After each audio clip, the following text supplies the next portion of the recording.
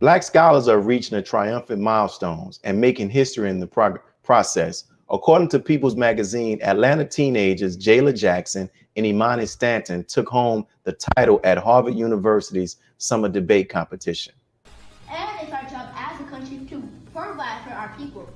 That is Miss Jayla Jackson debating back in 6th grade. Now she and her partner Emani Stanton are making history on the big stage. The two Atlanta high schoolers just became the first female duo of color to win Harvard's International Debate Competition. The bar has been raised, and that's a good thing for people and for girls of color all around the world. So for me, it's a catalyst to go harder. For me, it's a catalyst for the next door that I walk into to create a space where we can combine this scholarship and this culture to have more Black girls dominating these academic spaces.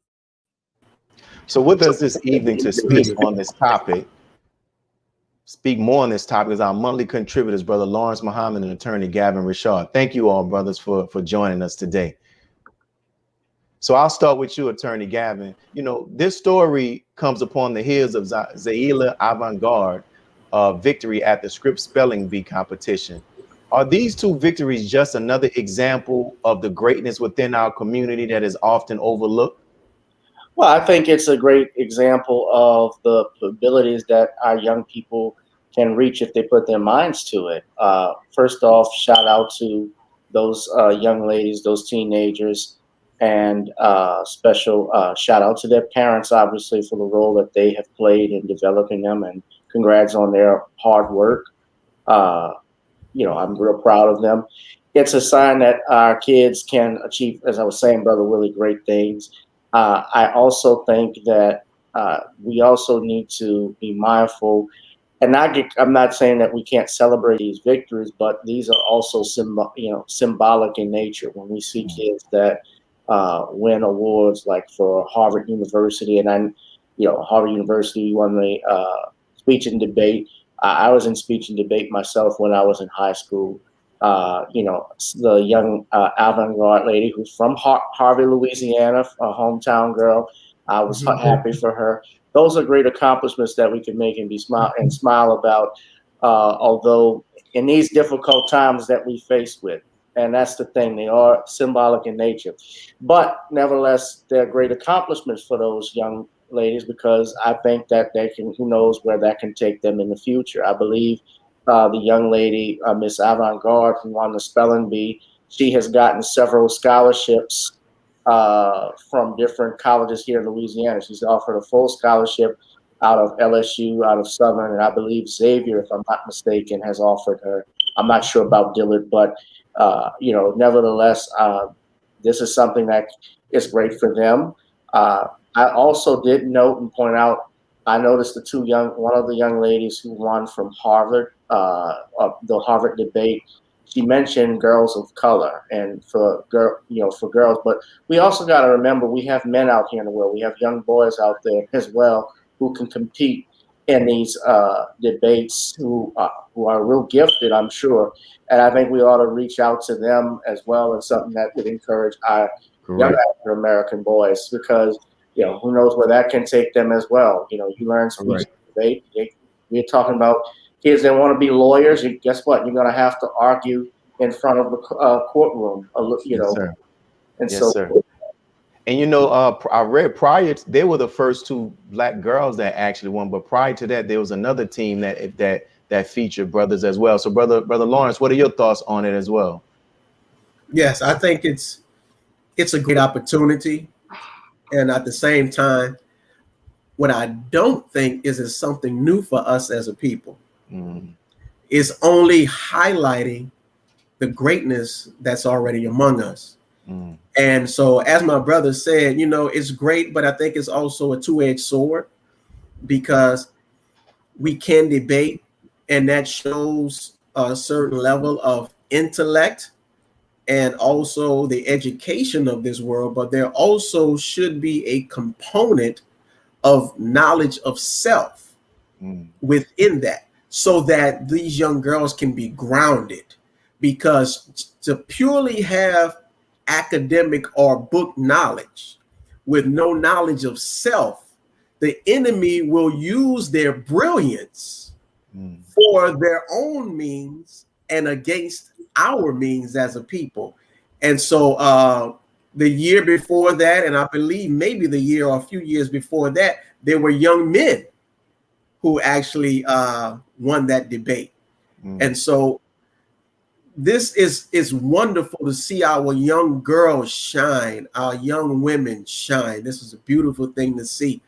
But we also have to always keep in mind and keep the balance, because as of right now, our young women are also being used as a weapon against young men.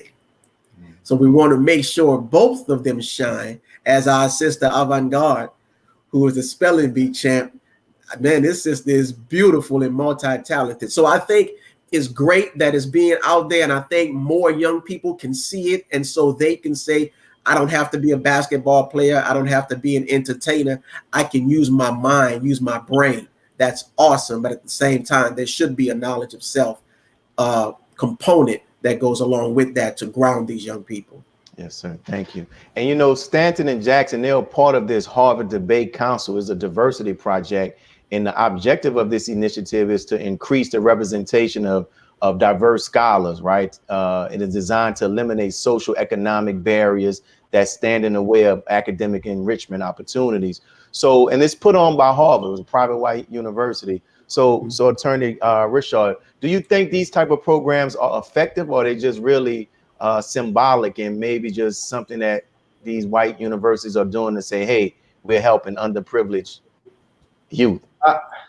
You know, it's like what the brother was saying. It's a kind of a two-edged sword. It's a two-way street. I think that, yes, in some ways it does help some of our children for doing certain things and keeping them off of the streets. Not that every black child is on the streets or anything of that nature, because there are kids who are just interested in doing speech and debate. There are kids that are interested in things of that nature. However, I also look at it, yes, this is Harvard University. I have never heard, to my knowledge, Brother Willie, of an HBCU hosting a speech and debate or having a speech and debate club. I don't recall one when I was up at Southern University in Baton Rouge. I didn't hear anything about that. Now, those kids are in high school.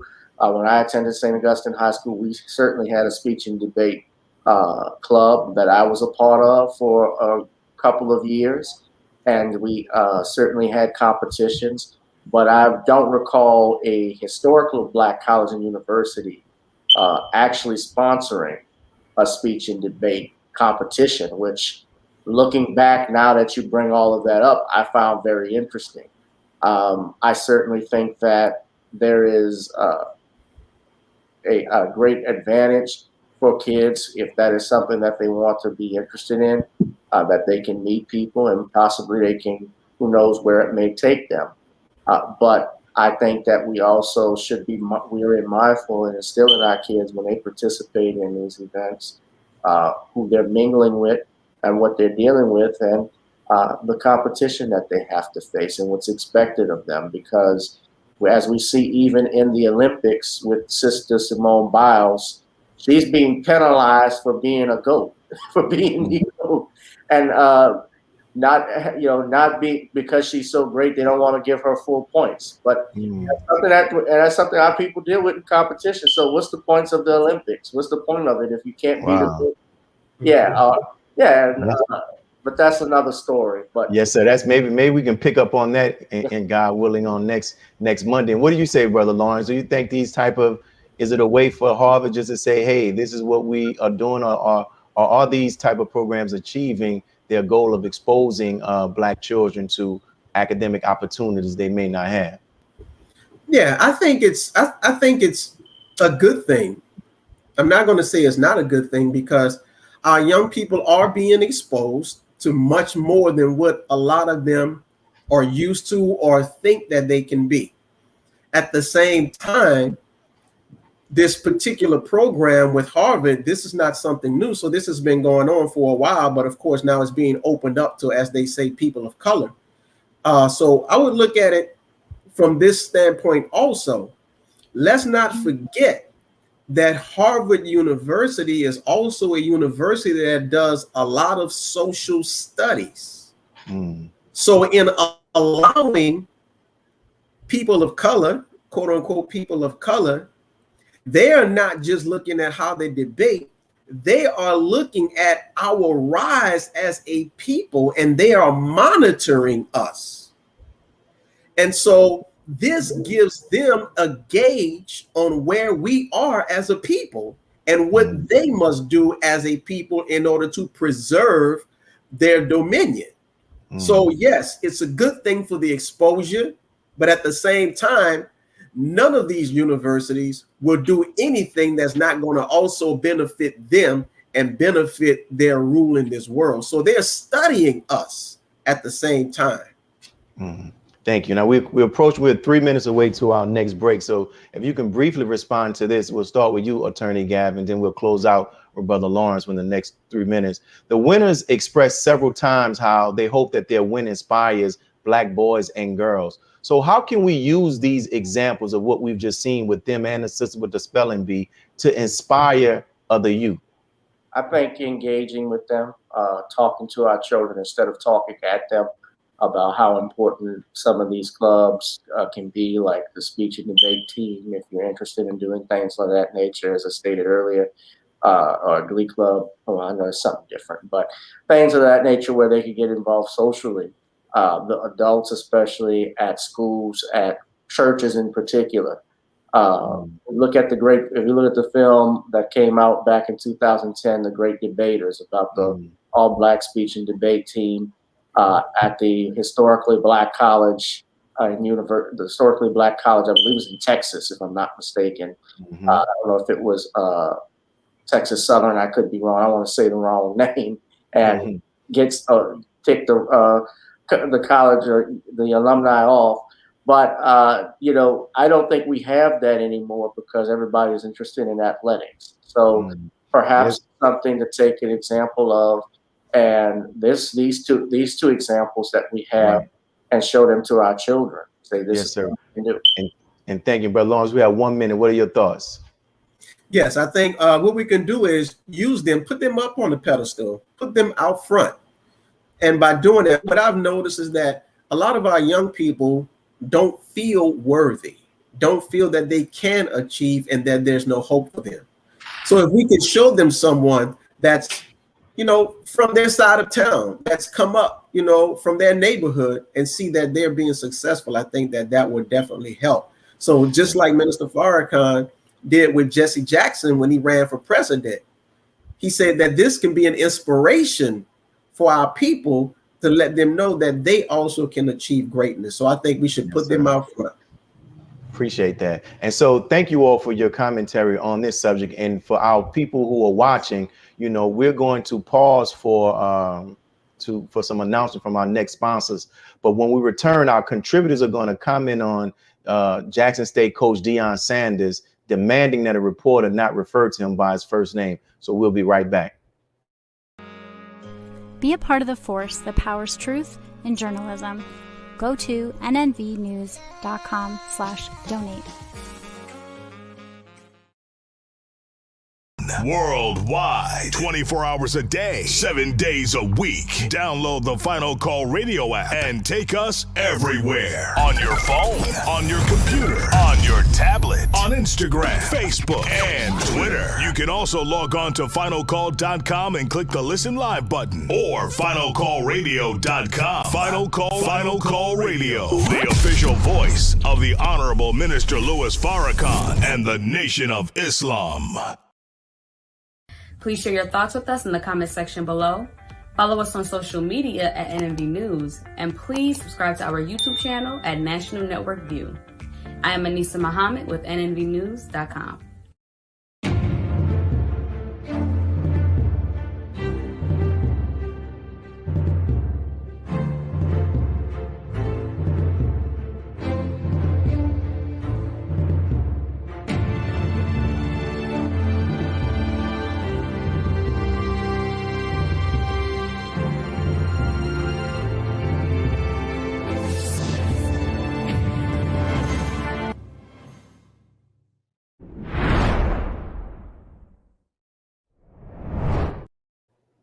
Deion Sanders, the NFL Hall of Famer and head coach of the Jackson State University, who is entering his second season as the head coach at Jackson State, walked out of a Southwestern Athletic Conference Media Day event on Tuesday after a reporter addressed him as Deion when asking a question. You're up. Hey, Deion, was just wondering if you could... hold on. Let's back up a little bit. You don't call Nick Saban Nick. Don't call me Deion now, okay? I call Nick Saban Nick. Yeah, you don't. No, you don't. No, you don't. That's a lie. If you call Nick Nick, you know you'll get cussed out on the spot. So don't do that to me. Treat me like Nick. Okay, Deion. Right. Just... So we're back with our guests, and they're going to be sharing their thoughts on this. And we'll start with you, Brother Lawrence. Just, what are your feelings about the Hall of Fame cornerback Deion Sanders? First, we'll start off with this before we get into your stuff about that. Just what are your thoughts about him even becoming the head coach at Jackson State University and the excitement that it has caused? I would say the tide is turning.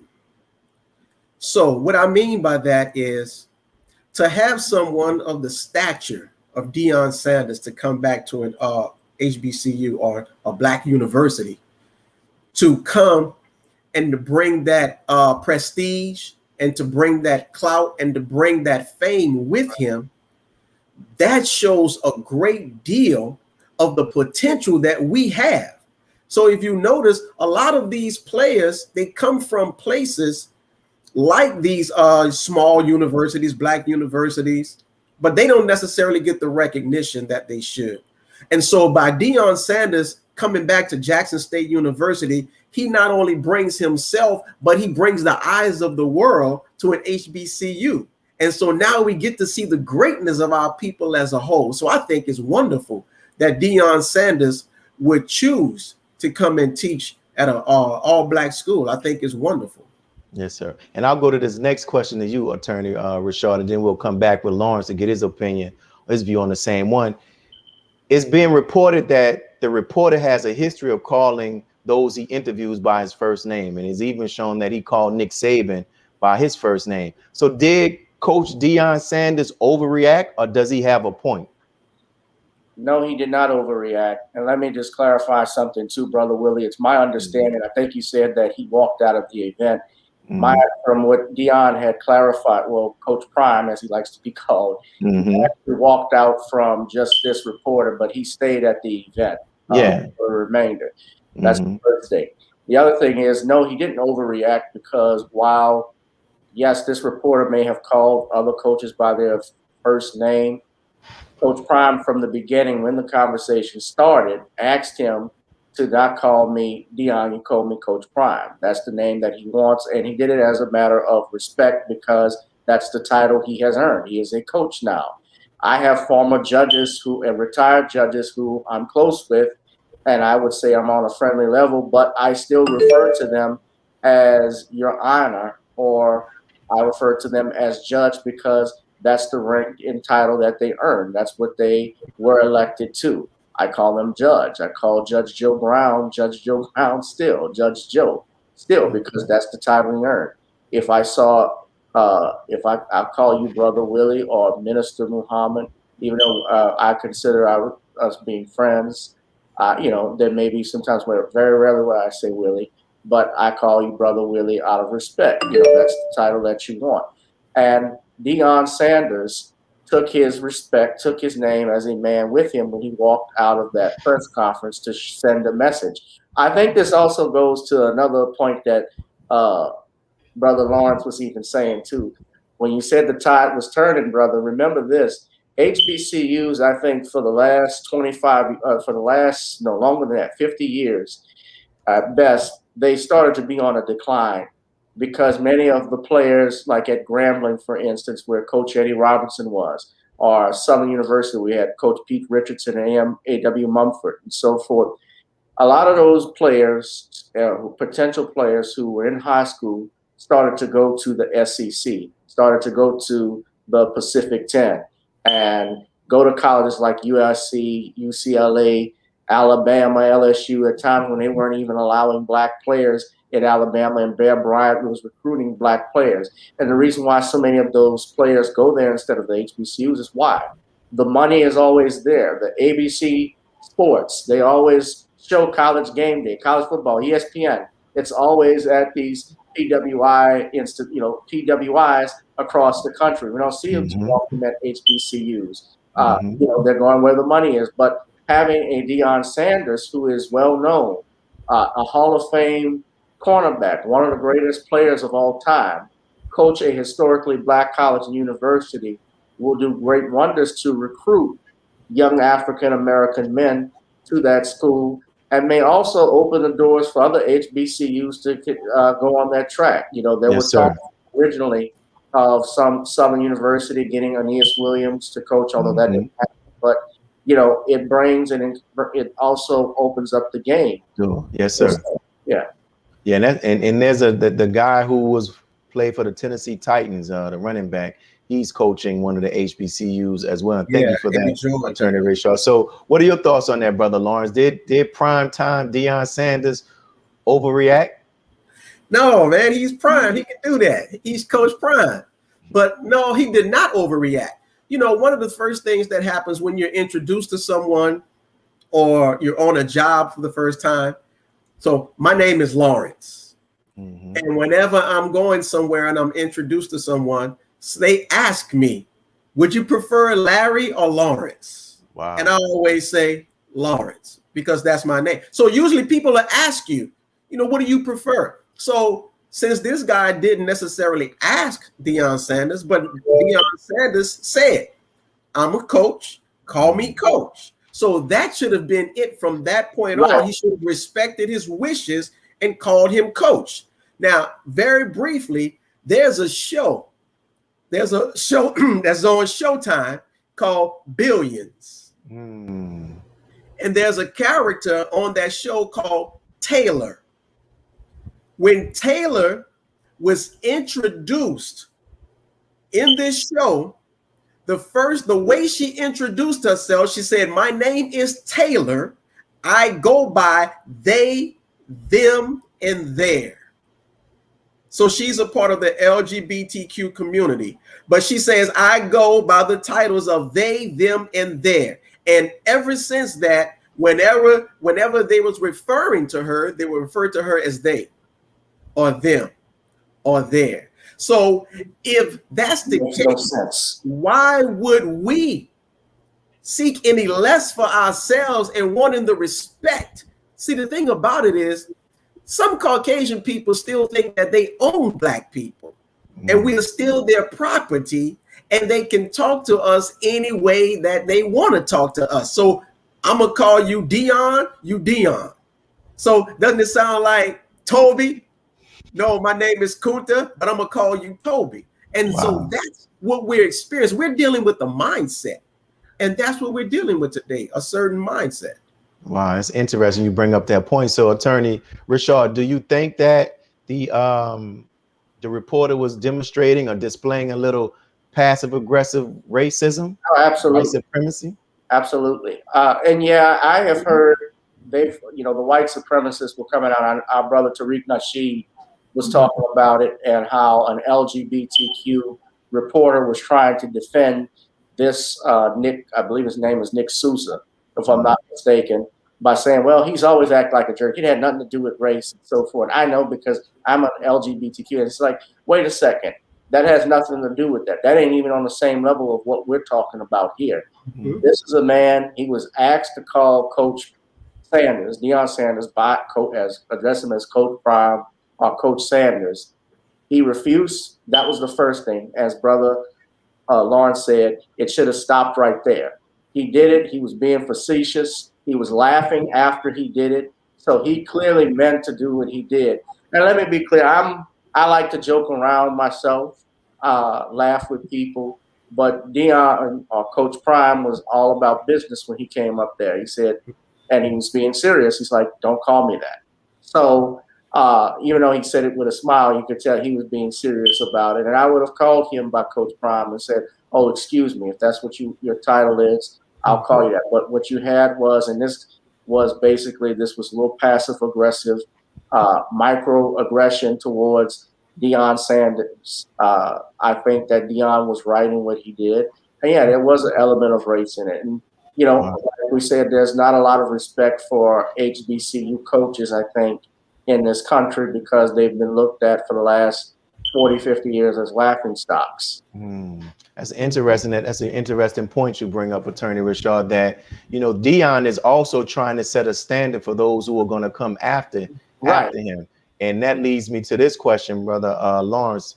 Do you think that there is a fear as it relates to Deion Sanders because he has that star power? He's able to get to the Hall of Fame and former NFL players to come and coach. And now we're seeing that it's almost every day or every other day, there's an article of some player leaving one of these big schools going to HBCU. So in these last couple of minutes, what are your thoughts on that? Is his presence they're afraid of something? Yeah, they're definitely afraid of it. It always starts off as a joke. Oh, Deion Sanders thinks he's going to go down to this black university and fix something. So it starts off as just a joke or just ridicule, right? But then when they start to see that the players are now starting to come in line, the school and everyone else is starting to come in line, then it's like, whoa, wait a minute. He might have something here. Now, when they see the potential that's coming from this, now we have to stop it. But we can't be overt in the way that we stop it. We have to do little things and make it little innuendos in order to do that. So, yeah, there is a fear because now all of the players that they were getting in the Pac-10 and all of these other ones, they're going to say, hey, I want to go to an HBCU, similar to Master P's son, who's now at an HBCU for basketball. That's interesting. And Attorney Richard, we have 2 minutes briefly. So is there a fear around Deion being at this HBCU and that can pull away this black talent that you talked about? I guess fear would be an appropriate term for it because if you're talking about an NFL Hall of Famer, you know, people regard Prime Time, and I remember Prime Time as a kid because he played for the Atlanta Falcons, and we, being here in New Orleans, we had to face the Falcons and our rivals all the time. I remember him also for the Cowboys, and the 49ers were also rivals of the Saints as well back in the day with the NFC West. So we knew who Primetime was, and he was one of the most popular athletes then, and he's still very popular now because of his name and his reputation. So certainly there is, I would say, some aggression, if you want to use the term aggression, against someone of that caliber coming to an HBCU and changing the tide, because he can bring in many recruits that will go to an LSU or go to a Texas A&M or UCLA because of who he is. Yes, sir. Yeah. And thank you. So we're coming up on our last segment. So we're going to pause for some announcements from our sponsors. But after the break, our contributors will share their thoughts, and I can't wait to hear their thoughts on the Texas senators passing a law that eliminates what they're saying is critical race theory from public schools. We'll be right back. Be a part of the force that powers truth in journalism. Your support helps to combat false media. Cash App NNV News. Asiatic Minds, online education, helping our children to discover their God-given skills, gifts, talents, and passion that will allow them to see their greatness as well as the greatness of our people. And upon discovering that greatness, infusing them with the desire to use it for the betterment of themselves, their families, our people, and the world. Classes begin September 1st. To enroll, visit AsiaticMinds.com. This is Sister Sajda Muhammad. We are proud to announce that the Sajda House commemorative Elijah coins are finally here. This priceless heirloom, made from recycled copper from the messenger's home, is now available at sajdahouse.com. Greetings from National Network View. This week's Final Call cover story headline reads, "Separate and Be Saved." America's race problems and deadly race interactions are growing worse. It is time we leave the children of our former slave masters and 400-year-old tormentors. Separation from whites is the only and best solution to this problem, a serious problem that is rooted in prophecy.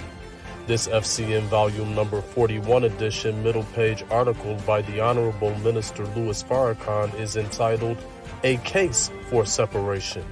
To read more, subscribe to FinalCallDigital.com and tune in to the all-new Final Call Radio. This is the NNVnews.com Final Call Cover Report. Please make sure you leave your comments and questions in the comment section below. Follow us on Facebook, National Network View, and make sure to check us out on Twitter as well, National Network View. This is Sergio Gutierrez with National Network View, signing off.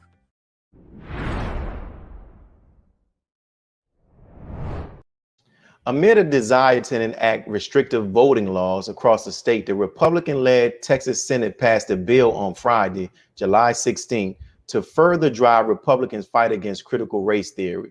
The bill eliminates the requirement for public schools to teach how the KKK and its terror campaign in the name of white supremacy was morally wrong. Banning critical race theory in Texas public schools, that's one item on the agenda this special session in the Texas legislature. After hours of public comment, the Senate Committee on State Affairs voted to send Senate Bill 3 to the full Senate for a vote. KVU's Molly Oak breaks down that bill. Critical race theory was a hot topic during the regular session, and now it's back. Thursday, the Senate Committee on State Affairs held a public hearing on Senate Bill 3. Mineola Republican Senator Brian Hughes says the bill requires a broad framework but doesn't affect what is taught, creates a civics training program for teachers, prohibits teachers from being compelled to talk about current events or controversial issues, among other things. However, critics say it will limit what's taught in Texas public schools and whitewash history. Now, lawmakers already passed a House bill on critical race theory during the regular session. It included several amendments that required a diverse group of literature on race to be taught, and Governor Greg Abbott signed that bill into law. But the governor wants lawmakers to change it back to the original bill, which is why it's back on the call. According to the text, SB 3 would remove the requirement to teach things like slavery and the ways it is morally wrong, women's suffrage and equal rights, the Emancipation Proclamation, and Martin Luther King Jr.'s I Have a Dream. Man, that's amazing. We'll start off with both of you all, and I'll start with you, Brother Lawrence. Like, what are your thoughts that they basically passed this legislation that prevents people from teaching that the KKK, their historic terror, was morally wrong, and even that slavery was morally wrong? That's crazy. Yeah, where do we start on this one? Look, we talked about fear in the last segment with Coach Sanders. Mm-hmm. This is really fear. And I'll explain to you why. I want to give you a quote from the Honorable Minister Louis Farrakhan. This is from the New Education Paradigm. He says, at the root of every civilization is a knowledge, inherent in which is an idea that gives energy and direction to that knowledge. But if the idea at the root of that knowledge and civilization is finite, then the world that comes as a result of that knowledge is also finite. It has an end. So we have to ask ourselves the question, excuse me, what is the idea that's at the root of the knowledge of this world? The idea at the root of the knowledge of this world, the minister says, is the idea of dominion and rule. And we would call that today white supremacy. So that is at the root. So if white supremacy is at the root of the knowledge of the civilization, and everything that you and I see is based on that, the educational system is based on that, then this educational system is falling, this civilization is falling, and so therefore they have to get rid of anything that will further or quicken the fall. So they don't want to talk about certain issues, so you want to get rid of Martin Luther King, get rid of talking about the Ku Klux Klan, talking about slavery and things of that nature, because they don't want to be exposed for who they are, which will quicken the destruction or the fall of this nation. Wow. Attorney Rashad, you know, in addition, this legislation wants to put restrictions on teaching about certain passages in the I Have a Dream speech, Native American history, the work labor of activist Cesar Chavez, and even the women's suffrage movement. So do you think this is just a Texas mindset, or will we begin to start seeing similar legislation around the country? Well, this has been, well, whitewashing of history has been around for years, Brother Willie, even before this bill. And it goes back even for a few years ago when I remember they started to teach that the transatlantic slave trade is now called as the triangular trade in schools. And I believe that did start in Texas. So it makes you think it's just a Texas mindset, but it's actually something that has been built, and to me, that's been going on for years. And we can talk about our schools in general across the country have been failing our young folks. It's not even funny. We have schools that have drag queen reading days. You have teaching young children, over sexualizing them. Those are things that are happening. And now we have the dumbing down of American society, which has been going on for the last 50 plus years, starting with the breakup of the family unit. Everything has changed now where there's no role model in the house anymore, or strong role models in some of our homes anymore.